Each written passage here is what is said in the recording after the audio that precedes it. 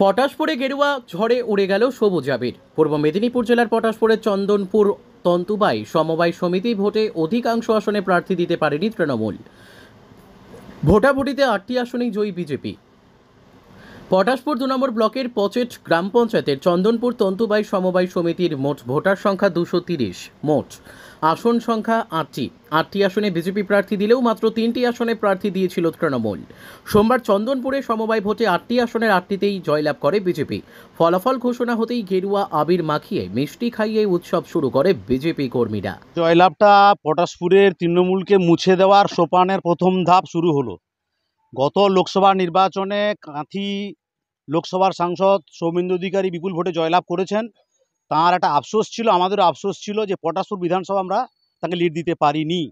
চন্দনপুর তন্তুবাই সমবায় সমিতির সকল শিল্পী ভোটার আজকে শুভেন্দু অধিকারীর হাতে পূর্ব মেদিনীপুর জেলার উজ্জ্বল নক্ষত্র হিসেবে চন্দনপুর সোসাইটি নিরঙ্কুশ সংখ্যাগরিষ্ঠতা জয়লাভ করে তা উপহার দিল। এটা হচ্ছে তৃণমূল বা উত্তম বারিকের পরাজয়ের প্রথম সোপান শুরু হলো। আমার একার নয়, 204 জন সোসাইটির সদস্য আছে, তাদের নৈতিক জয় এবং বিজেপির জয়।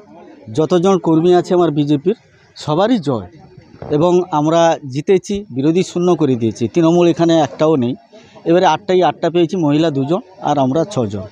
এটা আশা রাখছি এরপরে যে সদস্যর জন্য যে দীর্ঘ 15 বছর 12 বছর ভোট হয়নি, কোনো শিল্পীরা কোনো সেরকম কাজ পায়নি, আমরা জিতেছি। আমরা দেখব একটু শিল্পীরা যাতে সুস্থভাবে কাজ করতে পারে বা সমস্ত কিছু দেখভাল করার জন্য সদস্যরা আমাকে পাঠিয়েছে, সেইভাবে আমরা চেষ্টা করব আগামী দিনে কাজ করার। মোট ভোটার সংখ্যা হচ্ছে 204। আজকে চন্দনপুর সমবায় সমিতির ভোট পর্ব ছিল। সকাল থেকে আমরা আশাবাদী ছিলাম এই সমিতিতে 8টি আসনে আমরা জয়লাভ করব।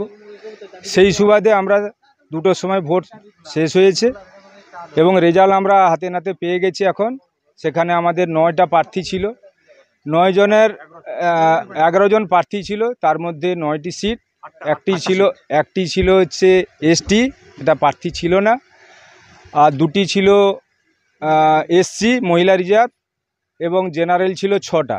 সেই সুবাদে আমাদের তরফ থেকে 8 জন এবং তৃণমূলের তরফ থেকে ওরা প্রার্থী দিতে না পেরে তাদের মাত্র 3 জন নমিনেশন করেছিল। সেই সুবাদে 11 জনের ভোট হয়েছিল। সেই 11 জনের মধ্যে আমরা বিজেপি 8টি আসনে জয়লাভ করেছি। এই মুহূর্তে আমাদের কাছে রেজাল্ট এসছে। দেখুন, এখানে এমন কিছু উল্লাসের ব্যাপার নেই। বিরোধীরা জয়লাভ করলো মানে, কিন্তু একটা সমিতি চলে লোকাল মানুষের উপরে। ওই এলাকাটা বর্তমান বিজেপি পঞ্চায়েত আছে ওখানে, এবং ওখানকার গ্রামটাই আমাদের হচ্ছে বিজেপির ভোটার সংখ্যা বেশি এবং সমিতির ভোটার সংখ্যা বেশি। তো আমরা গণতান্ত্রিক পদ্ধতিতে পটাশপুর 2 ব্লক বরাবরই গণতান্ত্রিক পদ্ধতিতে আমরা নির্বাচনের বিশ্বাসী। তাই আমরা মানুষকে কোনোভাবে প্রভাবিত করিনি, ভোটদানের বিরত জায়গা তৈরি করিনি। যেটা বিগত দিনে শুভেন্দু অধিকারীর নেতৃত্ব হতো, আজকে বিজেপি যারা করছে, তো সেটা আমরা করতে চাই না।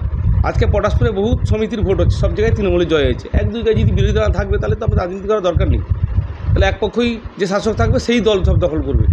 তো সমিতির ভোট নিয়ে আমাদের উল্লাসিত হওয়ার কিছু নেই, বা বিজেপিরা উল্লাসিত হলে কিছু ব্যাপার নেই। আমরা পটাশপুর 2 ব্লক বরাবরই তৃণমূলের দখলে আছে, থাকবে, এবং ওইটা 12 বছর আমরা দখলে রেখেছিলাম। আর এবারে আমরা ওইটা নিয়ে ভাবিনি, কেননা ওখানকার যদি ভোট করতে যাই তাহলে আমাদের আঞ্চলিক ছোট পর্যায়ের ভোট, সেই ভোট নিয়ে আমরা দেখতে চাইছি ওই এলাকার মানুষ কতটা তৃণমূলের রাস্তা রেখেছে কি বিজেপির রাস্তা রেখেছে। সেটা আমরা আগামী দিনে অবশ্যই তার ব্যবস্থা নেব, এবং আমাদের দল থেকে কেন তারা বিজেপির দিকে গেছে সেটা আমরা চিন্তাভাবনা করব।